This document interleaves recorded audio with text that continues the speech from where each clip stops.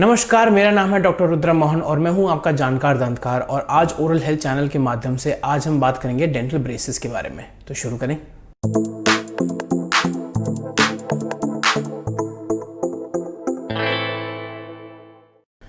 तो आज हम बात करेंगे डेंटल ब्रेसेस के बारे में। डेंटल ब्रेसेस क्या होते हैं? जो एक टाइम पे पहले होता था कि 90s या 80s या 70s से पहले इसको माना जाता था कि ये सिर्फ रिच लोग जो है करा पाते थे। अगर आपके जो दांत हैं वो आड़े तिरछे हैं या क्रूकेड हैं, उसको ठीक करने के लिए उसमें तार का ट्रीटमेंट, जिसको हम बोलते हैं लोकल लैंग्वेज में, उसको डेंटल ब्रेसेस बोलते हैं। तो ब्रेसेस क्या होते हैं उससे पहले मैं आपको बताता हूँ कि उसकी नीड क्या होती है। दो नीड्स होती हैं किसी की भी। अगर उसको फंक्शनल बोलें कि अगर आपके आड़े तिरछे दांत हैं तो वहाँ पे खाना फंसने के चांस रहते हैं, आपकी हड्डी गलने के चांस रहते हैं, वहाँ पे आपके जो है गाल कटने के चांस रहते हैं, बहुत सारी चीज़ होती हैं। और दूसरा जो मोर इम्पॉर्टेंट या पॉपुलर रीज़न है कि आपकी जो स्माइल है वो इम्प्रूव हो जाती है। तो अब मैं बताता हूँ किस तरीके से जो है ब्रेसेस का जो है इन्वेंशन या किस तरीके से हम लोग का ये रैशनल आता है। अब आप समझिए कि पहले जो हम लोग के अर्ली मैन थे उन लोगों की डाइट बहुत ज़्यादा स्ट्रॉन्ग और फाइबरस थी, जिसमें वो कच्चा खाना खाते थे। कच्चा खाना खाने के चक्कर में उनके दांत और उनके जबड़े भी बड़े हुआ करते थे और एट द सेम टाइम उनके दांत बहुत मजबूत हुआ करते थे और जबड़े उसी टाइम पे स्टिमुलेटेड रहते थे, तो उनके तीसरे मोलर भी उस टाइम पे थे। अब क्या हुआ कि हमारा एवोल्यूशन होना शुरू हुआ और हमारी डाइट इंप्रूव हुई। डाइट इंप्रूव मतलब कि हमने थोड़ा सा सॉफ्ट खाना या पका हुआ खाना शुरू किया, जिसके चक्कर में हमारे जो जबड़ों के साइज़ हैं वो हो गए हैं छोटे। प्रॉब्लम यह है कि दांत के साइज़ नहीं हुए हैं अभी तक छोटे। अब क्या होता है कि आप सोचिए कि एक जबड़ा है आपका ऐसा, उसका पहले साइज़ इतना था और सारे दांत उसमें 16 और 16 32 हुआ करते थे। अब जबड़े का साइज़ हो गया इतना, तो ऑब्वियसली इसमें क्या होगा कि दांत तो उतने ही बड़े हैं। अब जब वो बाहर आने की कोशिश करेंगे तो ऑब्वियसली उनको जगह नहीं मिलेगी। जब उनको जगह नहीं मिलेगी तो दांत जो ऐसे होने चाहिए थे वो आगे पीछे एक दूसरे को अकोमोडेट करके टेढ़े हो जाएंगे। तो इस चक्कर में हम जो है ब्रेसेस का यूज़ करते हैं।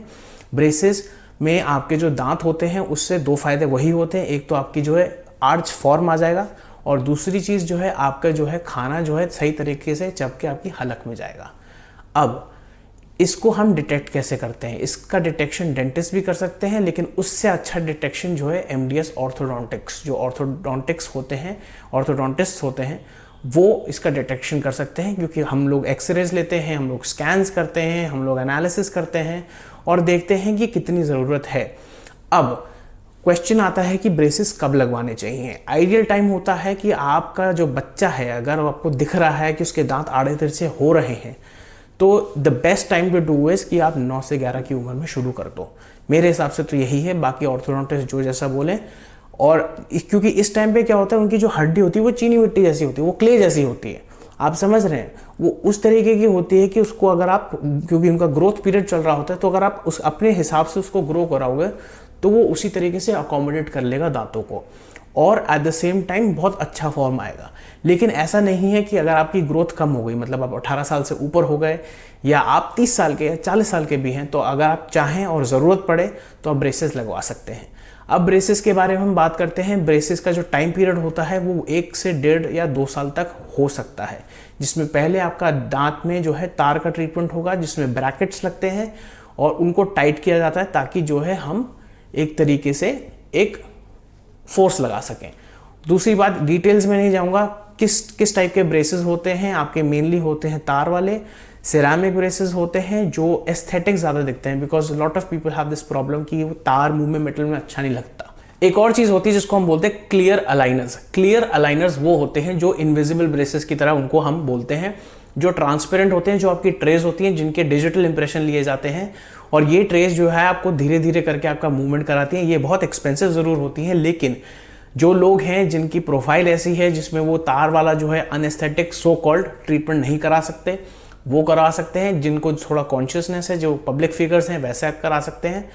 और अगर मैं आपको बताऊं कि एक और चीज़ ब्रेसेस का एस्पेक्ट ये होता है कि ब्रेसेस के टाइम पे आपको कुछ प्रॉब्लम्स आ सकती हैं जो आपको ऑर्थोडोंटिस्ट बहुत अच्छे से बता सकते हैं।